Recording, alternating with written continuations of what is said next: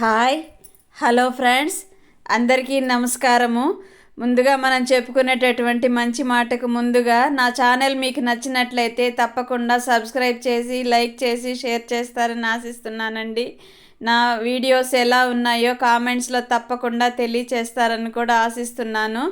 ఇక్కడ చూడండి, రేణిగుంటలో చెన్నైలో తుఫాన్ కారణంగా రేణిగుంటలో భారీ వర్షాలండి ఆగకుండా కురుస్తూనే ఉన్నాయి. మన బిల్డింగ్ వర్క్ అయితే ఒక్కరోజు చేశారండి, మొత్తం ఆగిపోయింది. పిల్లర్స్ పోసారు, చూడండి పిల్లర్స్ పోసారు. పోసిన గంట నుంచి వర్షం అండి, ఆగకుండా కురుస్తానే ఉంది. అది ఈరోజు కూడా ఆదివారం ఎటు పనికి రాము, వర్షం వస్తే రాము లేదంటే వస్తామన్నారు. ఈరోజు సోమవారం కూడా వర్షం కారణంగా రాలేదండి. పాపం బయట చెయ్యాలి కదా, వాళ్ళు ఎలా వర్క్ చేస్తారండి, అందుకని ఎవరు రాలేదు. చూడండి మన బిల్డింగ్ అంతా ఎలా కొట్టేశారో చూడండి, చూస్తుంటే బాధ వేస్తుంది. అయినా తప్పదు కదా, కొన్ని కొన్ని విషయాల్లో మనం సర్దుకుపోతూ ఉండాలి. ఎన్నో ఏండ్లైందండి మా పిల్లలు చిన్నప్పుడు, పెద్ద అబ్బాయి 7th క్లాసు 9th క్లాస్లోనూ ఏమో కట్టాము ఇల్లు, గుర్తులేదు సరిగా. ఇంక చూడండి మొత్తం ఎంత పగలగొట్టుకు పోసేసారో చూడండి. ఇదంతా ఎత్తాలంటే వర్షం తగ్గాలి, ట్రాక్టర్ రావాలి, కూలోళ్ళు రావాలండి. ఇదంతా ఎత్తిచ్చేసి తర్వాత గోడలు కడతారు. ఇంకా అది రావాలి అంటే ఈ స్టెయిర్ కేసు కూడా కొట్టేయాలండి. ఒక రోజుకి వర్షం ఆగుతా ఆగుతా వస్తా అనింది, సగం కొట్టారు వెళ్ళిపోయినారండి. అది పూర్తి చేసి ఎత్తేయాలి. ఇక్కడ కమ్మిలు ఉంచుకోవడానికి మేస్త్రి ఇలా కట్టి పెట్టారండి. ఆ సైడ్లు 2 కమ్ములు ఉన్నాయి, దాంట్లో పెట్టి నెగ్గదీస్తారు కమ్మిల్ని. పిల్లర్స్ పోసారు, ఇసుక కూడా రెడీగా తెచ్చి పెట్టుకున్నారండి. ఒకవైపు గుల్ల కూడా తెచ్చి పెట్టుకున్నారు పిల్లర్స్ పోయడానికి. ఈ వైపు ఈశాన్యం మూల కదా, బరువు ఉండకూడదు అనేసి, ఆగ్నేయం మూల కదా, బరువు ఉండకూడదని ఆడ కొద్దిగా పోసారు చిన్నదిగా. ఇది లేసిన తర్వాత దాన్ని లేపుతారేమో. మరి చూడండి ఎలా ఉందో రేణిగుంటలో వర్షం. మీకంతా ఎలా కురుస్తుంది, తగ్గిందా మీ వైపు? ఎక్కువగా ఆంధ్ర సైడ్ వర్షాలు ఎక్కువగా ఉన్నాయండి. ఇంకా రేపు రాత్రికో ఏమో తీరం దాటుతుంది అంటున్నారు. చూడండి గాలికి గొడుగులు కూడా లేసిపోతున్నాయండి. పాపము పిల్లలు స్కూల్కి వెళ్ళడానికి కూడా ఇబ్బందిగా ఉంది. లీవ్ ఇచ్చేశారు, ఇక్కడ స్కూల్ లీవ్లు ఇచ్చేశారు, కొన్ని ఆఫీసులు కూడా లీవ్ ఇచ్చేశారండి. అంత తుఫాన్ కురుస్తూ ఉంది. పెద్ద పిల్లలకేమో ఉన్నట్టుందండి స్కూలు, చిన్నపిల్లలకైతే ఎవరికీ లేదు. మన వీధిలోనే స్కూల్ ఉందండి, అది అప్పుడప్పుడు చూపిస్తుంటాను కదా షార్ట్స్లో, అదిగోండి అదే స్కూలు.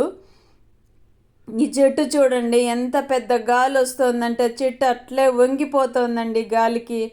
చూసారా ఎలా ఉందో? ఇంకా ఇది చిన్న గాలి, చాలా పెద్ద గాలులు అండి. నిన్నటి నుంచి విపరీతంగా వర్షం అండి తుఫాన్ కారణంగా. అసలు ఎన్నో ఏండ్లు అయిపోయిందండి రేణిగుంటలో ఇలా వర్షాలు రావడము. ఇలా వస్తూ ఉంటే సంతోషంగా కూడా ఉంది. రైతులకు సంతోషము, కరెంటు ఉత్పత్తి చేసే వాళ్ళకి సంతోషమే కదండి. అన్ని రకాలుగా మనకు సంతోషాన్ని మిగులుస్తుంది వర్షం. అయితే వర్షాన్ని భరించలేమండి, ఎండను ఎంతైనా భరిస్తారు కానీ వర్షం వచ్చిందంటే తట్టుకోలేరు చూడండి జనాలు. ఎందుకో మరి, వాన పడింది అంటే ఎక్కడున్నోళ్ళు ఇళ్ళల్లోకి వెళ్ళిపోతారు, ఎండ ఉంది అంటే లెక్కే చేయకుండా తిరుగుతూ ఉంటారు చూడండి. ఇక్కడైతే నేను కారం పులుసు అంటే కాకరకాయలు, ఒక అరటికాయ ఉందండి, అదేసి కారం పులుసు చేద్దాం. అరటికాయ వేస్ట్ అయిపోతుంది కదా, అది ఊరికే అట్లా వేస్ట్ కాకుండా ఉండడానికి వేస్తున్నాను. మాకు తెలిసిన వాళ్ళు వచ్చారండి, వాళ్ళు మాట్లాడుతున్నారు. నేను పక్కన మా ఆయనతో మాట్లాడుతున్నారు హాల్లో కూర్చొని. నేను వాళ్ళ మాటలు వింటూ నవ్వుకుంటూ కట్ చేసుకుంటున్నాను. ఆనియన్స్ కట్ చేశానండి.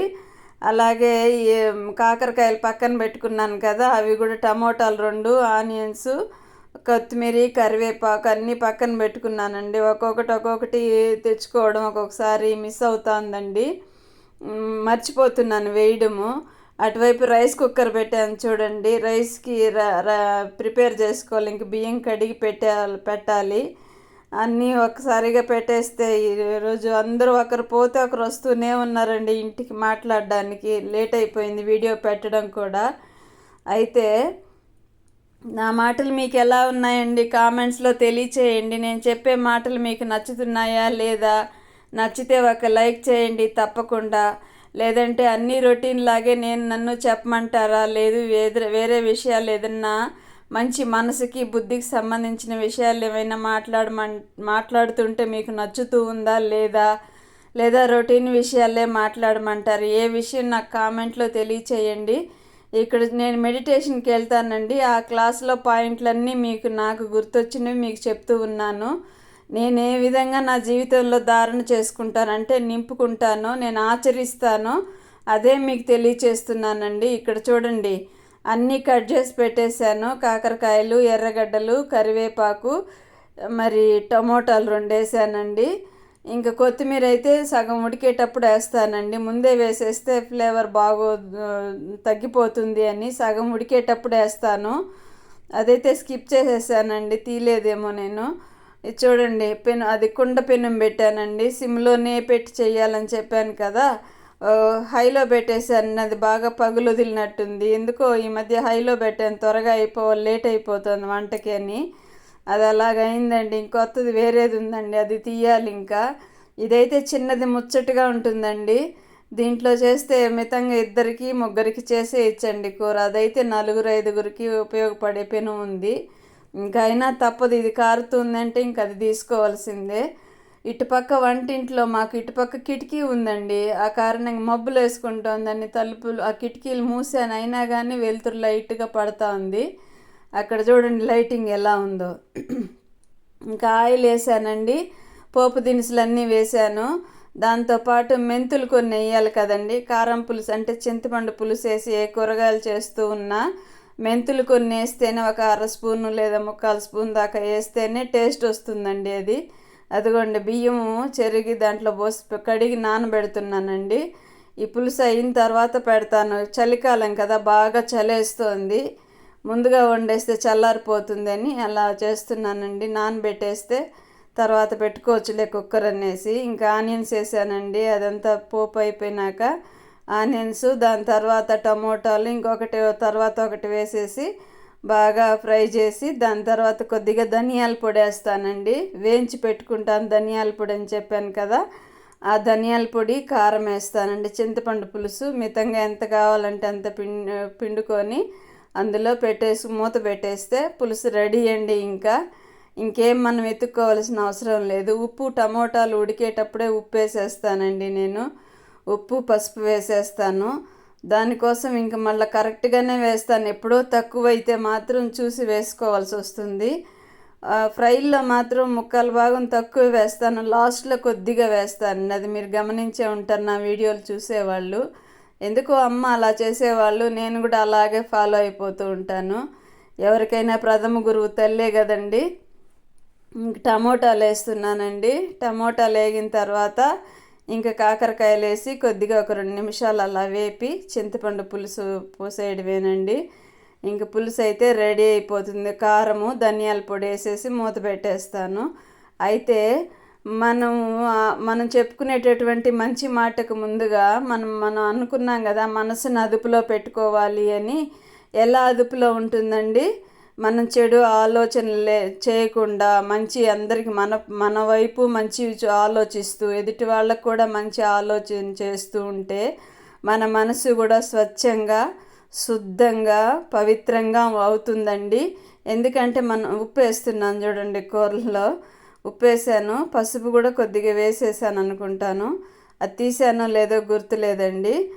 అది మన మనసు స్వచ్ఛంగా ఉన్నప్పుడే, మన మనసులో ఎదుటి వాళ్ళ పట్ల ఎప్పుడు నెగటివ్ వచ్చింది అంటే మన మనసు స్వచ్ఛత అని చెప్పరండి. ఆ బియ్యం చూడండి 2కి అయ్యేట్టుగా వేసాను, అయినా కానీ ఇంకొక మనిషికి ఎటు తిరిగి మిగిలిపోతుందండి రైస్. ఎంత కొద్దిగా చేసినా కూడా ఒక్కొక్కసారి 2కి సాలకుండా వస్తుంది. అలా మీ ఇంట్లో కూడా జరుగుతూ ఉంటుంది కదా. మంచి కూరలు అంటే కొంచెం ఎక్కువ తినేస్తారు, నా కూరలు నచ్చలేదంటే కొంచెం మిగిలిపోతుంది రైస్.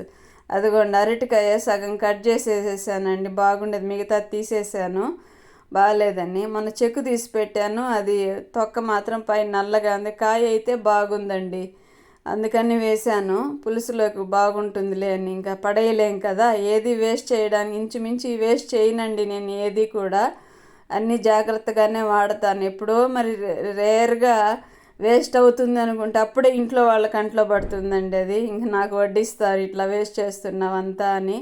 అది ప్రతి ఇంట్లోనూ రొటీనే కదా. చూడండి, ఒకవైపు కూర చేస్తుంటే ఒకవైపు ఏగేదో అట్లా పోయింది. నాకేమంటే మూత పెట్టేయడమే ఇష్టం. అది లేదంటే ఏదో ఒకటి పడింది అనుకో మళ్ళీ కూర అంతా వేస్ట్ అయిపోతుంది కదా. అయితే మన మనసే కాదండి, మన బుద్ధిని కూడా స్వచ్ఛంగా పెట్టుకోవాలండి. చెప్తారు కదా, పులిపాలు కావాలి అంటే స్వచ్ఛమైన బంగారు పాత్ర ఉంటేనే పులిపాలు నిలబడతాయి అని భగవంతుని యొక్క చరిత్రల్లో కూడా, పుస్తకాల్లో కూడా ఉంది. అయ్యప్ప స్వామి కూడా కథల్లో మనం చదువుకున్నాం కదా, పులిపాలు కావాలి అనేసి అడుగుతుంది కదా ఆమె. అయితే ఆమె ఆలోచన నెగటివ్, స్వామి మాత్రం పాజిటివ్గా తీసుకొని దాన్నే తీసుకొని వచ్చేస్తారండి. కథలు చదివాం కదా, అంటే ఆయన బుద్ధి స్వచ్ఛంగా, పవిత్రంగా, శుద్ధంగా ఉండింది కాబట్టి ఆమె నెగటివ్గా చెప్పినా కానీ పాజిటివ్లో తీసుకొని వచ్చారు, విజయాన్ని పొందుకున్నారు. అందుకే పులిపాలు నింపాలి అంటే బంగారు పాత్ర ఉండాలి అని అంటారు. అయితే మనం బంగారు పాత్ర ఎక్కడి నుంచి తీసుకొని రాగలుగుతామండి? పులిపాలు అంటే నిజమైన జ్ఞానం అండి, స్వచ్ఛమైన శుద్ధమైన జ్ఞానం. మనకి ఎన్నో శాస్త్రాల్లో మంచి జ్ఞానం లభిస్తుంది. అయితే అది మన బుద్ధిలో ఉండాలి అంటే మన బుద్ధి కూడా స్వచ్ఛంగా, శుద్ధంగా, పవిత్రంగా ఉన్నప్పుడే అవి నిలబడతాయండి. ఎన్ని చెప్పినా నీకు ఇంతే అంటూ ఉంటారు కదా, అంటే వాళ్ళ బుద్ధి స్వచ్ఛంగా లేదు అని అర్థము. చదువుకునే పిల్లలు కూడా వాళ్ళ బుద్ధి లైన్ క్లియర్గా ఉందంటే చెప్తూనే ఏకసంతాగ్రాహి అంటారు. ఒక్కసారి వింటే చాలు వాళ్ళు అలా పట్టేస్తారు. ఎలా పట్టేస్తారండి? వాళ్ళ బుద్ధిలో చెత్తా చెదారం వాటి గురించి వీటి గురించి ఆలోచనలు ఉండవు. ఏకాగ్రంగా వాళ్ళు చెప్పేది ఏదో టీచర్లు చెప్పేది వింటే చాలు వాళ్ళు వచ్చేస్తారు చదువుకొని. మళ్ళీ ఇంట్లో హోంవర్క్లు రాయాలనుకోరు. అలాగే మనం పెద్దవాళ్ళం కూడా మన బుద్ధి స్వచ్ఛంగా ఉంది అంటే ఎన్ని శాస్త్రాలు, ఎన్ని వేదాలు అవన్నీ చదివినా మనకు ఉపయోగపడేటివి మన మైండ్లో నిలబడతాయండి. కాబట్టి మనసు, బుద్ధి స్వచ్ఛంగా తయారు చేసుకున్నప్పుడే విలువైన విషయాలు, విలువైన జ్ఞానం కూడా మన మైండ్లో కూర్చుంటుందండి. అలాగే మన సంస్కారం కూడా కరెక్ట్గా, అంటే స్వచ్ఛంగా, శుద్ధంగా ఎదుటి వాళ్ళు ఫాలో అయ్యే విధంగా ఉంటుందండి. ఇక్కడైతే నేను చింతపండు పులుపు పోసేసాను, ఇంకా మూత పెట్టేస్తున్నానండి. నీళ్ళు కొద్దిగా తక్కువగా ఉంటే పోసాను, అంటే కాయలు మునిగేంత వరకు ఉంటే చాలండి. నీళ్ళు మునిగి అంతవరకు పోస్తే ఉడికే లోపల అది చిక్కబడిపోతుంది. చూడండి అయిపోయింది పులుసు. ఇలా తయారైందండి మన కారం పులుసు. చాలా చాలా టేస్ట్గా ఉందండి.